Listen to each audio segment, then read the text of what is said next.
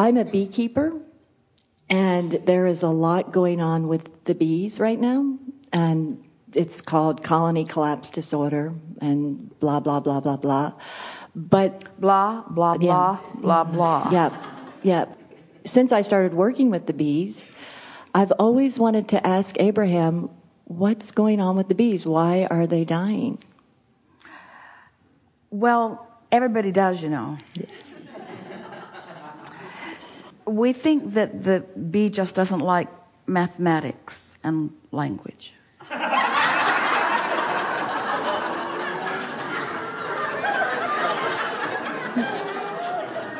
More interested in the evolution of its own species and its rediscovery of its constantly changing place in the world. And humans who assume that something has gone wrong attract disoriented bees. Mm-hmm. And they are disoriented. Yeah. Mm-hmm. But it's temporary. Don't worry about it. Okay. You can never get to an improvement by focusing upon what's wrong with anything.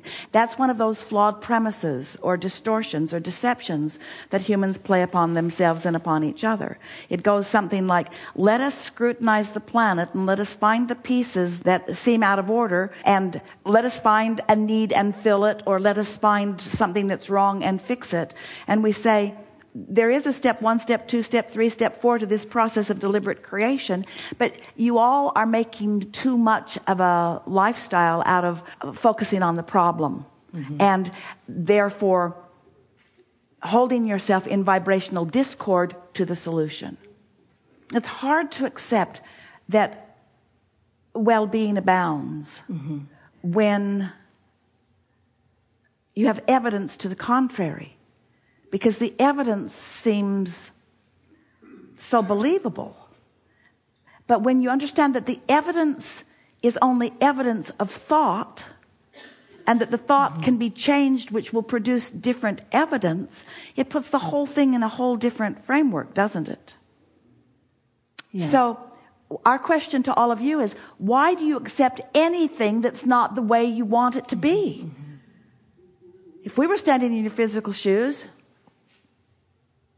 as we stand in your physical shoes, we say, now what? Now what? Now what?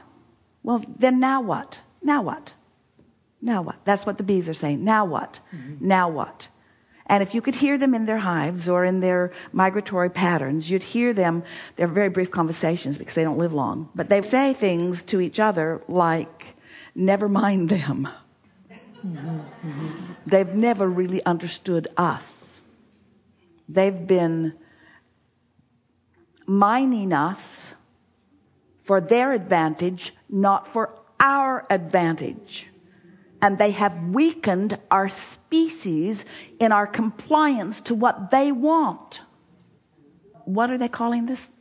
They're calling it colony collapse disorder. I've only said that here, actually. I never say that. Well, we're just going to play with you just a little bit and say the same thing is true of humans. You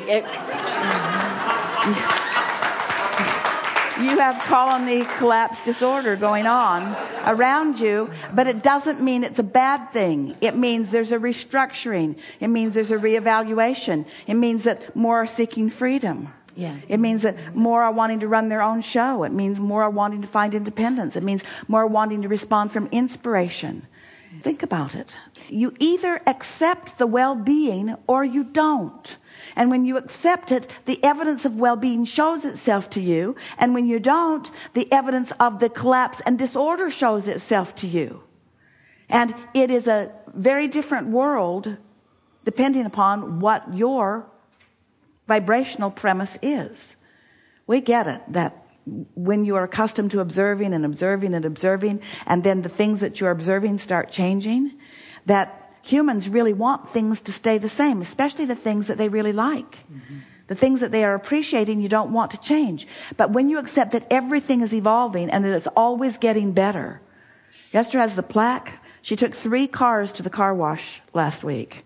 And when she got there with the 3rd car, the boys that were drying them off had a big grin and recognized her, and Esther thought, oh, they recognized me, but it wasn't her. It was the plaque in each car that says things are always working out for me. That arrogant plaque shining on the windshield of the car. Things are always working out for me. Things are always working out for me. Not just for me, but for everyone. Things are always working out for me. Things are always working out for me. Things are always working out for me. Things are always working out for me. Because I am an eternal being, and I'm focused in an eternal universe, and I have access to eternal vibration, and I am a stream of eternal consciousness, and there will be no end to that which I am. Now I can participate in the fullness, or I can pinch myself off, and I can reflect the degree to which I'm allowing or not. But that's it. There's not destruction. There's not endedness. There's not decline. There's not a reason to be guarded. There's only a reason to rejoice. And when you get there, then everything around you stands in that knowing and does not wobble. Our friend earlier said, I don't wobble when I have a conversation with you, Abraham. And that's what you want your bees to feel. We don't wobble when we're in your hive. There's a well-being here. There's an energetic, vibrational well-being here that draws us here.